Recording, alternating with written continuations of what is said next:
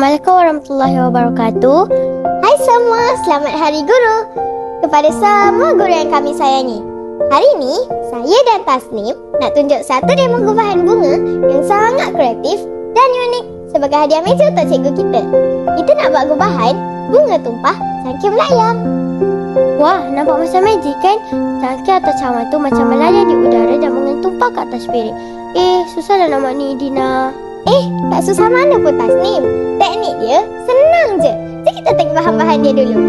Yang pertama, satu set cawan atau cangkir dan piring seramik. Yang kedua, garpu besi yang tebal sebagai struktur melayang. Yang ketiga, hiasan batu kecil. Yang keempat, bunga hiasan tiruan yang berwarna-warni bersama daun hijau. Dan yang terakhir, sedikit hiasan tambahan seperti keucapan Hari Guru yang kecil. Okey, bahan semua dah ada. Macam mana kita nak bagi cawan tu melayang, Dina? Mula-mula, kita bengkokkan hujung garpu membentuk huruf S. Bahagian mata garpu pula, kita gamkan dekat bahagian dalam cawan menggunakan glue gun.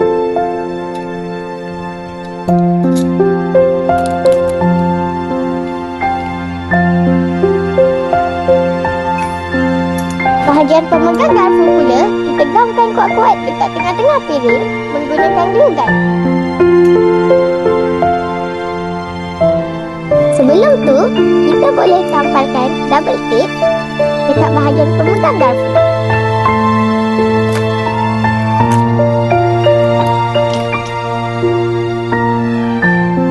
Kita boleh tindirkan batu di atas pemegang garpu.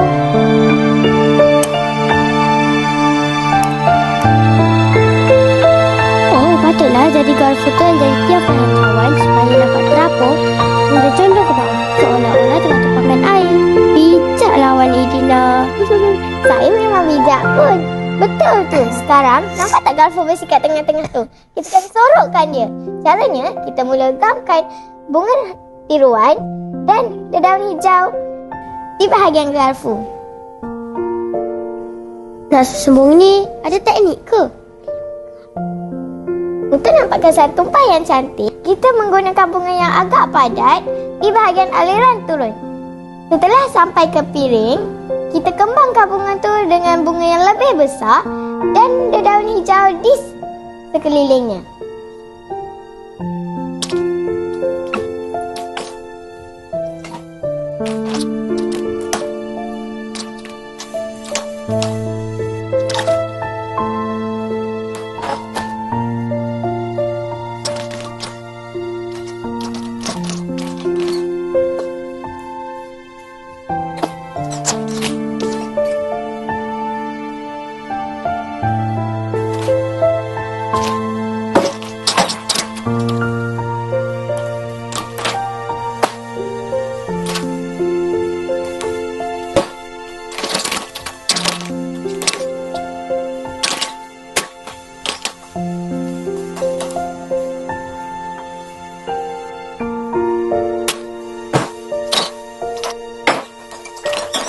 Wah, dah mula nampak rupa dia. Cantik sangat. Kombinasi warna-warna tu nampak ceria.